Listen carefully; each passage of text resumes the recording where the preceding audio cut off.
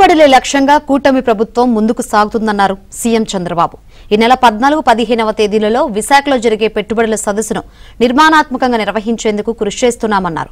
భారీ ఈవెంట్స్, సదస్సులతో Amaravati brand image పెరిగిందన్నారు.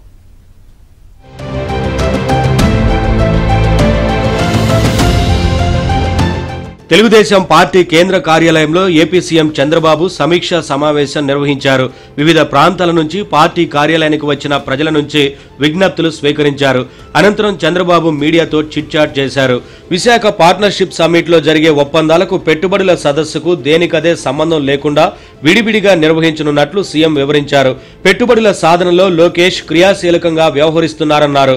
జాతీయ, అంతర్జాతీయంగా వచ్చే ప్రముఖులు, పెట్టుబడిదారులకు విశాఖ సదస్సు కొత్త అనుభూతిని ఇస్తుందని సీఎం ఆశాభావం వ్యక్తం చేశారు. క్వాంటం కంప్యూటర్ సిద్ధమైందని, ఇక షిప్మెంట్ మాత్రమే మిగిలి ఉందన్నారు. అనుకున్న సమయానికి క్వాంటం కంప్యూటర్ అమరావతికి వచ్చేలా అడ్డంకులు అధిగమిస్తున్నామన్నారు. 22A నిషేధిత భూముల జాబితాపై త్వరలోనే నిర్ణయం తీసుకుంటామని చంద్రబాబు వివరించారు. అమరావతి బ్రాండ్ ఇమేజ్ పెరిగిందని, హైదరాబాద్ స్థాయిలో ఇక్కడ భారీ ఈవెంట్లు జరుగుతున్నాయన్నారు. తమన్ మ్యూజికల్ నైట్, విజయవాడ ఉత్సవ్, ప్రస్తుతం జరుగుతున్న ఇళయరాజా మ్యూజికల్ నైట్ వంటివి అమరావతికి ప్రత్యేక గుర్తింపు తెస్తున్నాయని సీఎం చంద్రబాబు తెలిపారు.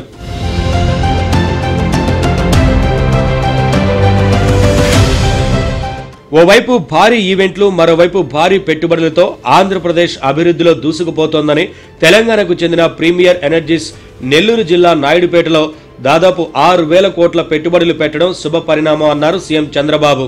పార్టీ కమిటీలు వీలైనన్ని నెలాఖరులోగా పూర్తి చేస్తామని, పార్లమెంటు కమిటీల మీద కసరత్తు ముమ్మరంగా సాగుతుందన్నారు. డిసెంబర్ చివరి నాటికి అన్ని కమిటీలు పూర్తి చేసి పార్టీని ప్రజల్లోకి మరింత బలంగా తీసుకెళ్తామని సీఎం స్పష్టం చేశారు. లోకేష్ ఆదేశాల తర్వాత ఎమ్మెల్యేలలో కదలిక వచ్చిందని, అన్ని నియోజకవర్గాల్లో ప్రజాదర్బార్ నిర్వహించినట్లు పేర్కొన్నారు. ప్రతి సమస్య ఎక్కడికక్కడ పరిష్కారం అయ్యే వ్యవస్థను ఏర్పాటు చేయడమే లక్ష్యంగా పెట్టుకున్నామన్నారు. గత ప్రభుత్వం చేసిన నిర్వాకం వల్ల రెవెన్యూ అంశాలు సంక్లిష్టంగా మారాయని, సున్నితమైన ఇటువంటి అంశాలను జాగ్రత్తగా పరిష్కరించాల్సిన అవసరం ఉందని సీఎం తెలిపారు.